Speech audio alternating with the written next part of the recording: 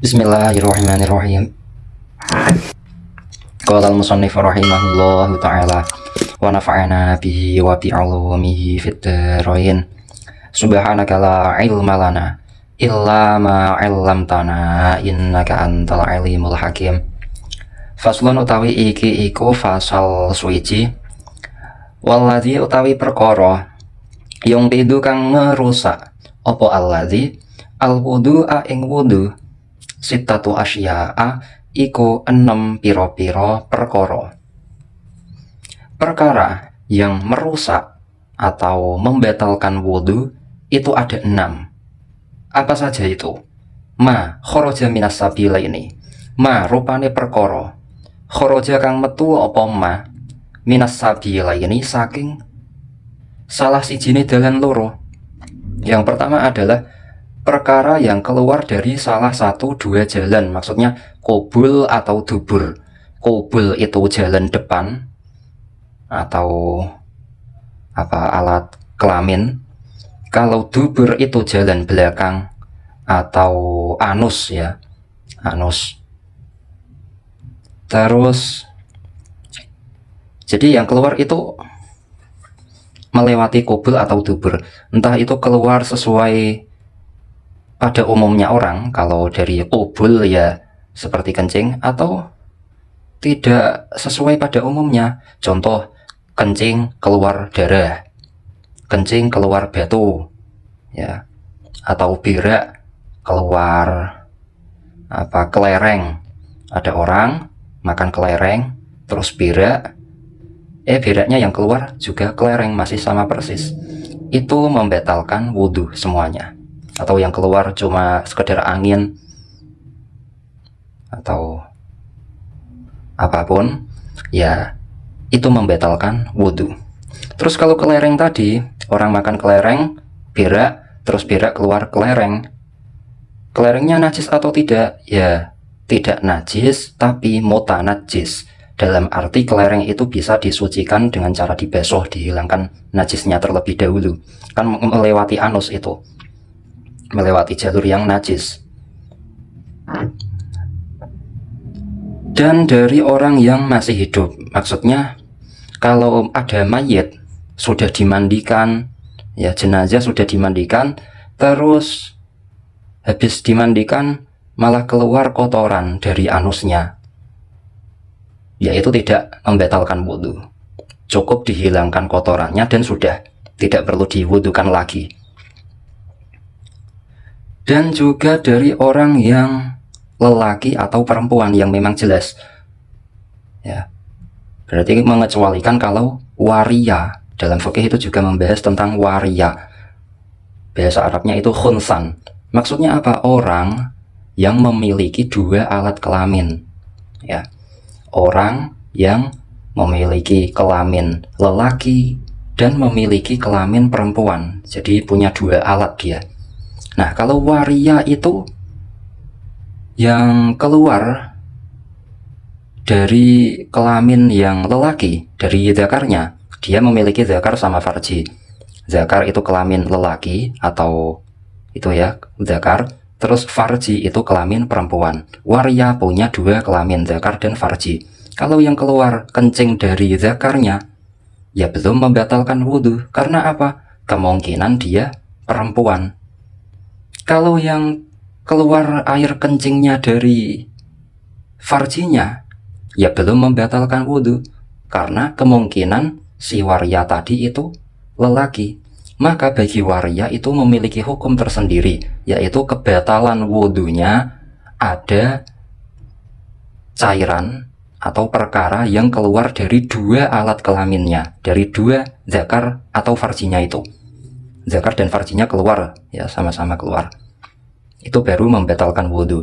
Memang dalam fikih pembahasan waria itu sangat berat, wala'iyadzubillah ya. Dia memiliki dua kelamin. Kalau dalam sholat, waria itu tidak boleh mengimami lelaki, tapi kalau lelaki boleh mengimami waria ataupun perempuan baru boleh. Kalau imamnya waria terus makmumnya perempuan, yaitu boleh. Kalau imamnya waria, makmumnya juga waria, sama-sama khunsan, memiliki dua kelamin, itu tidak boleh. Karena ada kemungkinan yang makmumnya tadi memiliki kelamin yang lebih unggul, lelakinya maksudnya. Ya, ada kemungkinan si makmum itu lebih unggul lelakinya daripada si perempuan, si imam. Ya, kalau imam dan makmum sama-sama waria, itu tidak boleh. Gitu. Dalam pembahasan aurat dia juga diperlakukan seperti halnya wanita, lebih berat. Ya, seluruh tubuhnya itu menjadi aurat. Di hadapan wanita lain dia juga kewajiban menutupi aurat semuanya. Di hadapan lelaki lain, apalagi di hadapan lelaki, dia juga kewajiban menutupi aurat semuanya. Ya. Dalam masalah aurat dia diberlakukan seperti di hadapan seperti lelaki di hadapan perempuan dan perempuan di hadapan lelaki yang lain. Berarti seluruh anggota tubuhnya itu menjadi aurat bagi lelaki dan perempuan si waria itu. Terus lagi ini kecuali mani ya. Perkara apapun yang keluar dari salah satu kubul atau dubur itu membatalkan wudhu, kecuali mani. Ya, mani memang tidak membatalkan wudhu. Yang keluar mungkin dari keadaan dia lagi tidur, yang tidur itu merapatkan tempat duduknya, merapatkan pantatnya, itu tidak membatalkan.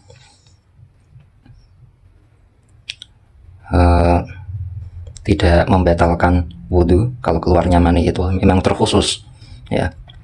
Terus wan naumu lan turu ala ghairi hayatil mutamakkini ing atase tingkai sakliyane tingkai wong kang netepake lungguhe.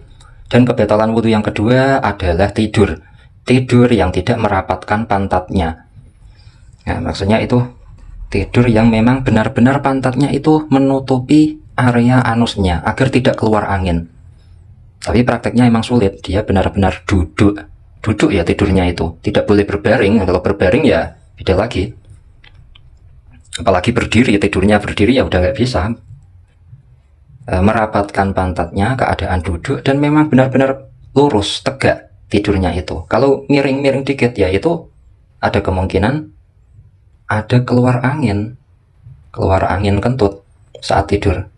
Atau agak maju ke depan atau agak mundur ke belakang badannya, duduk agak maju agak mundur, ya ada kemungkinan angin kentut bisa keluar dari area pantatnya itu. Emang prakteknya sulit ya, mutamakin maq'adahu, merapatkan pantatnya itu. Tapi memang dalam fikih dibahas ya bahwa tidur yang merapatkan pantatnya itu tidak membatalkan, walaupun dalam prakteknya sulit. Ya emang benar sulit. Coba aja, walaupun yang mempraktekkan itu gendut ya, pantatnya besar, dia tidur tegak, itu juga agak sulit prakteknya. Kalau dia tidur kayak gitu terus, ada kemungkinan dia geser nganan ngiri atau ke depan belakang, ya bisa juga. Apalagi yang orangnya kurus, yang pantatnya kecil, ya banyak kemungkinan angin kentut bisa keluar sana sini gitu. Terus wajawalul akli lan ilangi akal bisa karin sebab mendem au marodin utawa loro. Kebatalan wudhu yang ketiga adalah hilangnya akal. Hilangnya akal maksudnya hilang kesadaran. Dia tidak sadar karena mabuk, karena pingsan, karena tidur, itu kan hilang kesadaran. Itu membatalkan wudhu. Terus walam surrojuli lan gepoke wong lanang almar'ata ing wong wadon al ajnabiyata kang liya min ghairi hailin saking tanpa aling-aling. Kebatalan wudhu yang selanjutnya adalah tersentuhnya kulit lelaki dan perempuan yang bukan mahram tanpa adanya penghalang. Yang tersentuh kulitnya ya. Kalau yang tersentuh rambutnya saja ya belum sampai batal. Kalau yang tersentuh kukunya ya belum sampai batal. Atau giginya ya belum sampai batal. Nah, berarti di area kulit yang membatalkan wudhu kalau tersentuh antara lelaki dan perempuan yang bukan mahram. Nah, mahram itu maksudnya apa? Orang yang haram dinikah untuk selamanya.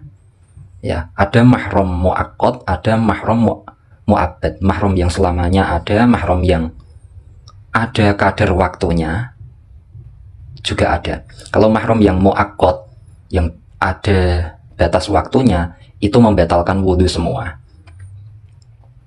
Ya, besok di pembahasan bab nikah itu dibahas. Ya, makanya ikuti terus video ini biar tambah wawasan, bisa mengikuti ngaji ini. Terus yang membatalkan itu mahram yang muabbad, yang selamanya. Mahram yang muabbad atau bisa dimutlakan ya, kalau kata-kata mahram dimutlakan yang tidak membatalkan wudhu, berarti kan tertentu khusus untuk mahram muabbad yang selamanya. Siapa saja itu mahram? Ya, ayah. Kalau kamu lelaki ya, kalau Anda lelaki berarti mahram kamu itu ibumu, anak putrimu, keponakan kamu ya, keponakan kamu yang putri itu mahram. Terus lagi bibi ya, bibi atau saudara perempuan dari bapakmu, terus saudara perempuan dari ibumu, terus ibumu sampai ke atas ya. Mahram yang muabbad itu jumlahnya ada 3, yang ada yang sebab nasab, ada yang sebab rodho, ada yang sebab hubungan pernikahan. Nah, sekarang pembahasan tentang mahram bin nasab. Mahram bin nasab itu ada 7 sebab keturunan ya. Yang pertama adalah ibumu sampai ke atas, terus anak kamu, anak perempuanmu sampai ke bawah, terus keponakan kamu, keponakan dalam arti ya anaknya kakakmu atau anaknya adikmu ya, sampai ke bawah. Terus lagi kakak atau adiknya bapakmu itu, atau biasa dipanggil apa, bule atau bibi. Terus kakak atau adiknya apa, kakak atau adiknya ibumu ya. Terus siapa lagi? Saudara perempuan kamu ya, saudara perempuan kamu. Terus keponakan kamu ya, keponakan kamu itu tadi sudah masuk ya, entah itu keponakan dari saudara lelaki dan juga keponakan dari saudara perempuan ya. Terus lagi al-muharramat minar rodho itu juga ada 7 ya. 7 itu siapa saja ya, sama halnya seperti mahram bin nasab. Orang yang menyusui kamu itu menjadi ibumu. Kalau menjadi ibumu berarti anak-anaknya yang menyusui kamu juga menjadi mahram kamu. Terus cucu-cucunya yang menyusui kamu itu menjadi keponakan kamu. Saudara perempuannya ibu yang menyusui kamu yang menjadi bibi kamu. Ibunya yang menyusui kamu yang menjadi mbahmu, nenekmu. Gitu ya. Ya, sama halnya seperti mahram yang bin nasab, sebab keturunan. Rodho itu maksudnya persusuan ya, persusuan. Orang bisa menjadi tunggal rodho, menjadi mahram bir rodho, itu syaratnya orang yang disusui adalah anak bayi yang belum mencapai usia 2 tahun. Terus dalam menyusu itu sudah mencapai 5 kali susuan. Maka kalau sudah seperti itu dianggap seperti halnya mahram ya, sudah menjadi mahram bir rodho gitu. Terus ada mahram lagi yang sebab hubungan pernikahan. Ini jumlahnya ada 4. Siapa saja itu yang sebab pernikahan?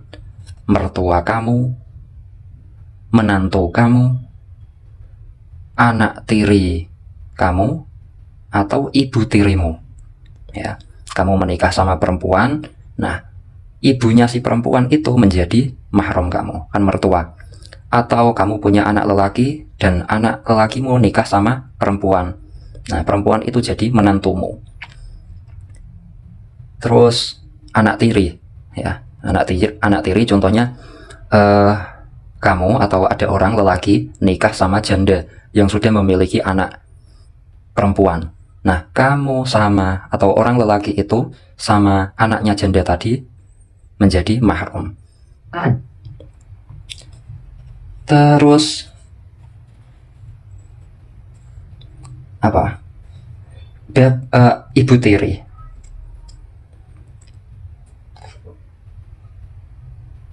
Ibu tiri juga menjadi tunggal mahram. Ya. Ada orang ayahnya menikah lagi sama wanita lain. Sama ya perempuan lagi lah. Terus istri yang baru dinikah tadi sama ayahnya itu menjadi tunggal mahram sama orang itu. Ya, bapak tiri maksudnya gitu. Jadi atau apa, ibu tiri ya, ibu tiri itu menjadi tunggal mahram. Terus kebatalan wudhu yang selanjutnya adalah wamassu farjil adamiyyi, lan demek farjine anak Adam, dibatini kafi kelawan telapak jerone telapak tangan, wamassu halqati duburihi, lan demek kolongan dubure wong, alal jadi di ing atase kol jadi.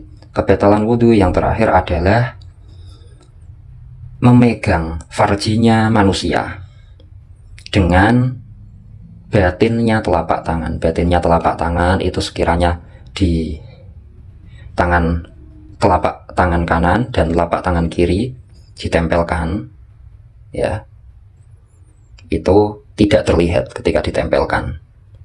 Nah, itu yang namanya batinil kafi, batin atau dalamnya telapak tangan. Kalau dibuat memegang kubul atau dubur, itu membatalkan wudhu. Kubulnya lelaki itu yang ada di batangnya itu, ya, kubulnya, zakarnya, batang zakarnya. Berarti selain dari area itu ya tidak membatalkan. Kalau di area yang samping-sampingnya tidak membatalkan, tapi sunnah wudhu. Terus kubulnya perempuan batas mana? Batas ketika dia jongkok mulai terlihat. Nah, itu yang membatalkan.